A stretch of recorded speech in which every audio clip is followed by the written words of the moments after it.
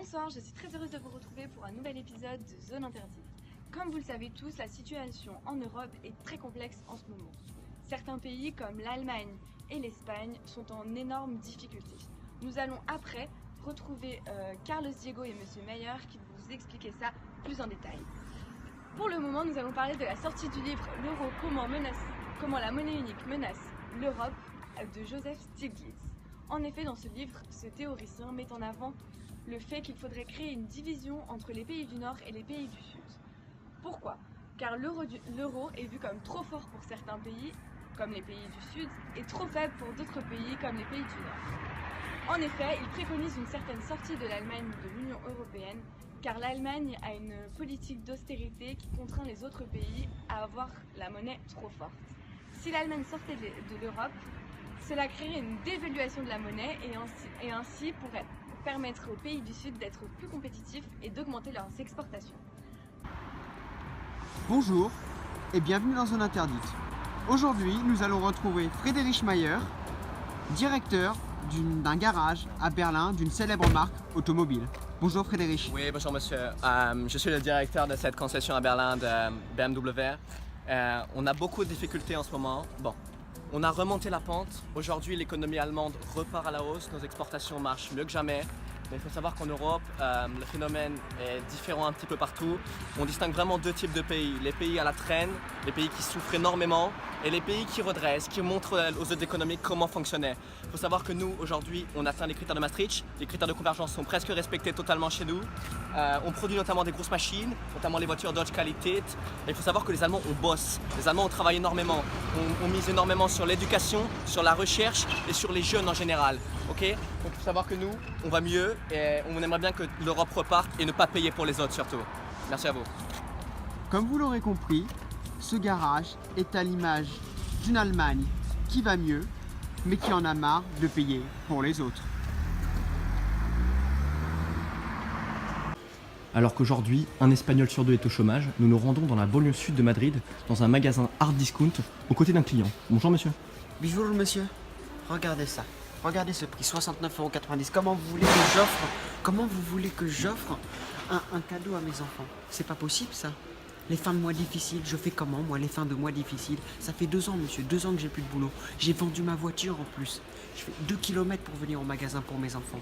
Les fins de mois sont très difficiles. Les politiques, elles ne font rien pour nous en Espagne. Ils ne font rien. C'est pas avec les politiques de restriction, c'est pas en serrant la ceinture qu'on va arriver à se relancer. Non. En plus de ça, on est en Union Européenne et les autres pays, ils veulent plus de nous, ils nous acceptent plus. Qu'est-ce qu'on fait nous sans argent? Qu'est-ce qu'on fait monsieur? C'est un message d'alerte ce que je vous dis là. C'est vraiment un message d'alerte. Qu'est-ce que je vais faire moi maintenant? Je sais pas.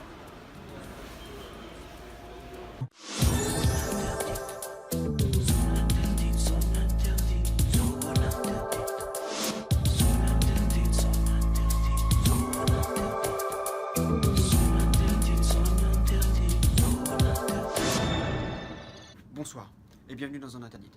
Nous venons d'arriver dans les locaux de la BCE à Francfort pour une interview exclusive avec Benoît Quéré, membre du directoire à la BCE. Allez, montez avec moi. Dans ce climat de tempête, après l'apparition du livre de Stiglitz, nous voulons des réponses, la France veut des réponses, l'Europe veut des réponses. Venez avec moi, c'est juste là-haut, le bureau de Monsieur Quéré. Voilà les bureaux, c'est pas trop faire de bruit, ça travaille. Allons-y, l'interview commence maintenant. Bonjour, Louis Serre, pour Zone Interdite. Bonjour monsieur Certes, installez-vous. Merci. Alors, tout d'abord, merci de nous recevoir dans vos locaux aujourd'hui à la BCE. C'est vrai que c'est quelque chose d'exceptionnel. On est là pour discuter aujourd'hui du livre de Monsieur Stiglitz. D'accord, tout à fait. Ouais. Laissez-moi vous présenter une courte vidéo juste avant et vous m'en direz votre ressenti. Pas de problème, allons-y. C'est parti. Nous allons retrouver Friedrich. Je sais pas. Voilà, Monsieur Curie, après ces images un peu choquantes. C'est terrible en effet. Votre ressenti sur ces images. Que fait la BCE alors qu'il y a des gens comme ça qui sont vraiment mal quoi avec ce qui se passe? Écoutez, je tiens à nuancer quand même ce qui a été dit dans cette vidéo. Bon, Je tiens également à souligner la qualité du reportage qui m'a été montré à l'instant. Qu'est-ce qu'on voit dans cette vidéo? Dans cette vidéo, on voit deux profils. Bon, je pense que c'est quand même assez caricatural. On voit l'Espagnol en train de faire ses courses, qui est en immense difficulté, et l'Allemand qui, lui, n'a aucun souci a priori et qui souhaite vraiment donner une leçon de morale aux autres pays européens. Bon, ce qu'il faut savoir déjà, c'est que l'Europe, l'Union Européenne, c'est 19 pays. L'Union Européenne, ce n'est pas l'Espagne, ce n'est pas seulement l'Allemagne. Ok? Donc il faut savoir que nous sommes 19 pays dans cette union, et que c'est comme une grande équipe, c'est comme une entreprise, on doit travailler tous ensemble afin de réussir, afin de réaliser les objectifs qu'on s'est fixés au départ. Bon, le principal point qui concerne l'Europe, c'est les critères de convergence de Maastricht signés dans les années 90, en 1992 pour être plus précis. Ce qui se passe aujourd'hui, c'est que seule l'Allemagne, aujourd'hui, respecte ces critères de convergence, et encore n'est pas tout à fait à l'objectif espéré. Le gros problème, c'est que, comme vous avez dit, on a vraiment des profils très hétérogènes aujourd'hui en Europe, ce qui s'explique notamment par la crise de 2008 des subprimes, qui a affaibli l'économie européenne dans l'ensemble. Et aujourd'hui, la BCE a une action très forte à ce sujet. C'est-à-dire que la BCE peut être très critiquée, la BCE n'agit pas, la BCE ne fait pas ce qu'il faut, mais je tiens à vous dire, la BCE fait tout son possible, à savoir qu'au niveau des taux directeurs, ok? Donc pour les taux directeurs, la BCE a décidé de baisser ses taux directeurs, ce qui fait que le coût de l'emprunt, plus globalement le coût de l'argent, a fortement diminué. Pourquoi actionner ce levier et pas un autre pour relancer la croissance en Europe aujourd'hui? C'est très simple, ça nous renvoie à l'équation keynésienne, à savoir que la croissance se matérialise par une création de richesse, par la consommation, l'investissement, les dépenses publiques, et bien sûr, ajouter à cela les exportations moins les importations. Aujourd'hui, nous, on mise sur la croissance par la consommation. Aujourd'hui, on veut que les gens puissent accéder à l'emprunt et de l'argent pour faire marcher la machine. Le gros souci aujourd'hui, c'est qu'on parle du terme de soutenabilité de la dette.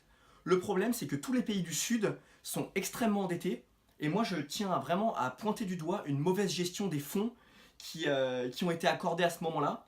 Et vous allez sûrement me demander, oui, mais aujourd'hui, est-ce que les politiques d'austérité ne sont pas asphyxiantes pour ces pays et ne sont pas le bon moyen pour redresser les économies? Oui, c'est vrai, c'est comme ces politiques d'austérité, c'est comme un paradoxe. On met des politiques d'austérité pour aider les pays, mais en réalité, est-ce que ça les aide vraiment? Ce qu'il faut savoir, c'est... Ah. Mettez-vous à ma place. Pardon, redressez-vous, oui. Excusez-moi. Voilà. Mettez-vous à ma place. Vous prêtez de l'argent à un ami. Un ami, vous lui prêtez de l'argent, vous pensez bien le connaître, vous pensez qu'il va vous rembourser. Vous lui prêtez 100 €. Okay. Là, on ne parle pas du tout des mêmes sommes. On prête de l'argent à un pays, on fait confiance à un pays, on fait confiance à la Grèce, on fait confiance au Portugal, on fait confiance à l'Espagne. Aujourd'hui, qu'est-ce qu'il en résulte? C'est que ces pays nous ont trompés. Pensez-vous vraiment, est-ce que c'est vraiment une question de confiance ou est-ce que c'est vrai, ils n'ont pas pu faire autrement, ces pays-là? Écoutez, ces pays-là ont pu faire autrement. Quand on voit des pays comme l'Autriche, des pays comme l'Allemagne, des pays tournés vers une économie moderne, tournés vers un modèle misé sur la jeunesse, qui est basé également sur le progrès, sur le fait de bien dépenser son argent et surtout voir loin. C'est vraiment le concept clé ici, c'est que les économies doivent voir loin et surtout doivent voir collective. Ces pays comme l'Espagne, l'Italie, le Portugal ont mal agi et aujourd'hui elles sont contraintes à des politiques d'austérité très dures, je suis d'accord avec vous, mais le problème c'est que maintenant qu'on a perdu la confiance, on est obligé de mettre sous perfusion ces pays, mais je tiens quand même à nuancer mon propos. Je pense un retour à la normale d'ici quelques années, nos politiques sont en place, la politique monétaire commune est en train de payer, et tous les pays, hors la France, sont en train de se redresser. Donc il ne faut pas seulement se contenter de regarder des exemples assez caricaturaux comme celui-ci, ça va mieux, on y croit, et le changement c'est maintenant. Tu sais par rapport au dossier dont je te parlais. Alors, nous voilà pour la deuxième partie de l'interview. Oui. Alors, nous allons parler maintenant de la parution du livre de Joseph Stiglitz, économiste prix Nobel américain. Il propose de scinder l'euro en deux parties. Y voyez-vous plutôt un avantage, un inconvénient? Il parle aussi d'un modèle à l'américaine. Qu'en pensez-vous, monsieur Curé? Déjà, ce qu'il faut préciser, c'est que Joseph Stiglitz nous parle d'un euro du Sud et d'un euro du Nord. Comme je vous disais tout à l'heure, moi je suis pour l'unité. Je suis pas pour scinder, je suis pas pour diviser. Oula, d'accord. Ceux qui vont bien doivent aider ceux qui vont moins bien. Ok? Donc ce qu'il faut savoir, c'est que un euro du Sud, un euro du Nord, pourquoi faire? Alors déjà, pourquoi cet argument est-il défendu? Le gros souci ici, c'est qu'on nous dit que l'euro est trop fort et que les pays du Sud ont beaucoup de mal à être compétitifs au niveau des exportations. Eh bien, le gros problème, c'est qu'il va falloir se recentrer vers un modèle avec des exportations plus compétitives, pas à cause de la monnaie, mais véritablement avec les systèmes. Il va falloir faire des grosses réformes. Ce qu'il faut savoir, c'est que les gens, c'est facile de taper sur l'euro. Mais aujourd'hui, c'est les systèmes qui sont déficitaires. C'est ça le gros problème. C'est pas l'euro, c'est pas forcément sa valeur, ça c'est annexe. Ce qu'il faut savoir aujourd'hui, c'est que tout le monde a été content d'utiliser l'euro quand tout allait bien. Aujourd'hui, ça va beaucoup moins bien et il faut s'adapter. Il va falloir faire des grosses réformes, il va falloir se serrer la ceinture. Les résultats vont pas venir tout seuls. Nous, on ne veut plus d'inflation. On veut pas d'inflation. Les Américains, avec la Fed, ils veulent. Il n'y a pas de souci pour eux de remonter l'inflation. Nous, aujourd'hui, avec ce qui s'est passé en Allemagne dans les années 40, c'est terminé l'inflation. On veut plus de ça, c'est fini. Aujourd'hui, on va rester sur un modèle d'euro. On va tous se serrer la ceinture. On va rester un groupe. Pour moi, euro du Sud, euro du Nord, c'est pas possible. En tout cas, ça défend pas nos valeurs. Mais c'est vrai qu'aujourd'hui. Ah oui, alors mis à part les valeurs, ça serait peut-être mieux, plus pratique, meilleur pour les pays en difficulté tels que l'Espagne ou la Grèce. Hormis les valeurs que donne l'Europe. Ce qu'il faut savoir, c'est que les gros avantages d'un euro du Sud et d'un euro du Nord, c'est que vous avez quand même raison, je dois vous concéder le point là-dessus, c'est que le Sud n'a pas les mêmes besoins que le Nord. C'est-à-dire que on ne peut pas gérer un problème de 19 pays avec une politique commune sans que pour certains ce soit désavantageux. Ça c'est vrai et ça c'est notre gros problème. C'est-à-dire que la crise a frappé de manière globale partout en Europe de façon différente. Et nous, on fait tout ce qu'on peut, comme je vous ai dit tout à l'heure, on met en place une politique commune et malgré tout, à un moment, il faut bien se rendre à l'évidence que les pays pour lesquels ça fonctionne le moins bien vont devoir faire plus d'efforts que les pays qui s'en sortent déjà aujourd'hui mieux. Donc je suis désolé, la vérité est parfois dure à entendre, mais pour moi, il faut rester sur un euro fort, un euro maintenu, une Europe soudée. Et Monsieur Stiglitz, merci de faire ses commentaires sur l'Europe, et je respecte profondément Monsieur Stiglitz. Mais le modèle européen n'est pas le modèle américain, et je pense qu'il faut éviter de raisonner par copier-coller. C'est-à-dire que certes, on essaye au maximum de s'adapter aux situations en Europe, de faire attention aux situations de chaque pays, mais le modèle européen nous a coûté extrêmement cher, tous les pays s'y sont donnés énormément, et aujourd'hui, on ne peut pas comme ça, moi je décide de sortir de l'Europe, je vais mieux m'en sortir seul. Aujourd'hui, le projet est ce qu'il est, le projet fonctionne mieux, les résultats sont là, tous les pays sont en train d'avoisiner des croissances de 2% jusqu'à 4% dans les 10 prochaines années. Il faut y croire, il faut arrêter d'être négatif, et l'Europe va se redresser, et l'euro du Sud, l'euro du Nord, aujourd'hui, par les faits, on le constate, mais ce n'est pas vers quoi nous voulons tendre actuellement. D'accord, merci beaucoup, M. Carré. Merci, bonne journée. Merci de nous avoir suivis, je vous retrouve dans 2 semaines pour un nouvel épisode inédit de Zone Interdite. Tout de suite, vous retrouverez Benoît de la Villardière avec Enquête exclusive. Merci et bonne soirée sur M6.